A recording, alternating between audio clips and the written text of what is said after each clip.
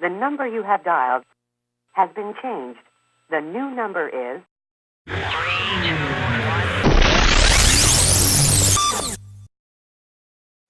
So you're a rehab and performance conditioning specialist, but you have no real experience in distributing shoes. Why would Vibram ask you to distribute them? Well, I think there's three sort of key parts to the answer, one of which I already really explained, that they hadn't really realised that there was this potential in the medical market, if you like. And so one of the things that happened around that time was I had organised an event where we had an evening debate, and we had top people from the world of exercise, physiotherapy, surgery, chiropractic and osteopathy. And they were on a panel talking about low back pain. So we got 600 medical professionals to come along to this event. So it was a really successful event. And right at that time, this whole thing with Fivefingers was kicking off. So I invited the guy from Vibram to come across and to bring some shoes. So I think he brought as many as he could carry in a holdall. And he just sold out instantly. So everyone at that event very quickly recognised the benefits of them in the space of a 15-20 minute break, and he sold out shoes. And so I think they realised that this was a market they hadn't really thought about, the medical and rehabilitation market. So that was the first thing. I think that kind of impressed them to some degree.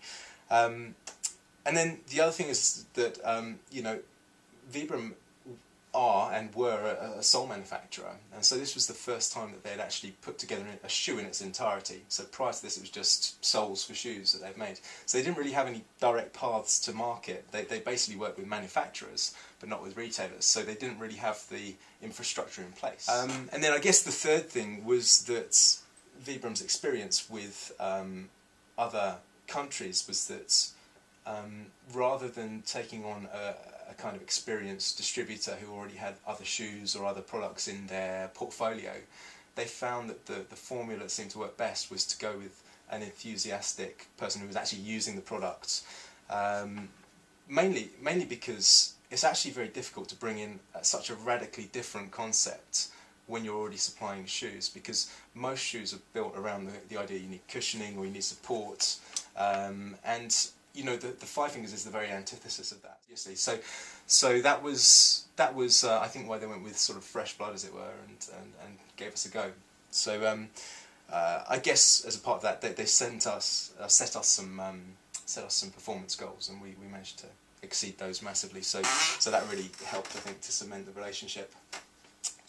So you're pretty accomplished in the rehab world, but I would have thought that this means that you would almost certainly be into providing orthotics and against the barefoot concept.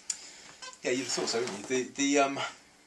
The reality is that the orthotics, whilst they have a role for truly broken feet, they really they're not so good for building function in feet that are able to re-establish their function. So, just for example, if you support something that's weak, then it just gets weaker. It doesn't help it at all. It actually makes it weaker. It's like everyone knows the analogy of the broken arm. An arm that is truly broken, it needs support, just like a foot that's truly broken needs support. But you only leave that support onto the arm for maybe 6 weeks, and within that space of time, you've lost about 40% of your muscle mass. So you're down to 60% of what you had before. And so if you were to look at that arm and say, oh, well, it's weak, therefore we need to support it more, it's only going to get further weakened. So the concept of orthotics is really based on quite shaky ground, figuratively and literally, because the kind of old school concept was to look at orthotics and the feet as the foundations of the body, and the body a bit like a skyscraper. But that's only really true if the body stays static, like a skyscraper. As soon as the body starts to move, you bring in the whole huge field of motor control, and that means controlling the movement of the leg in a dynamic situation. And this is where the whole orthotic paradigm really starts to fall apart. When you understand comparative anatomy and evolutionary anatomy, it's very clear that the way legs are designed is to have a lot of muscle mass at the hip, and then slightly less in the thigh, and then slightly less in the calf, and then even less at the foot. And so that's for a reason. It's because A, they swing through the air, so you don't want a lot of weight on the end. It's that dust from earlier. So A, you don't want a lot of weight at the end of a big long pendulum like that, but B, you need the muscle mass at the hip end to swing the pendulum. And that muscle mass also controls how much the foot pronates and how much it supinates, and essentially, you know, it provides the key control for the arches of the foot, even though it's a long way away.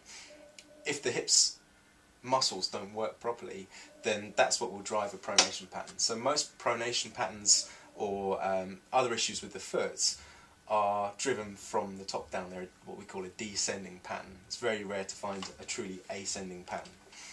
So, so really, I would say that the concept of orthotics, in the main, is very much a 20th century view of mechanics, of biomechanics, and the new 21st century view is much more about motor control and understanding the fact that there's a nervous system attached to all of these muscles and joints and ligaments, and that the information coming into the nervous system is what tells the muscles what to do coming back out of the nervous system. So the information coming out to the muscles can only be as good as the information coming in from the feet. So if you block that information or dampen it down in any way, shape or form, then you end up with compromised performance. And that's what I think we're seeing a lot of.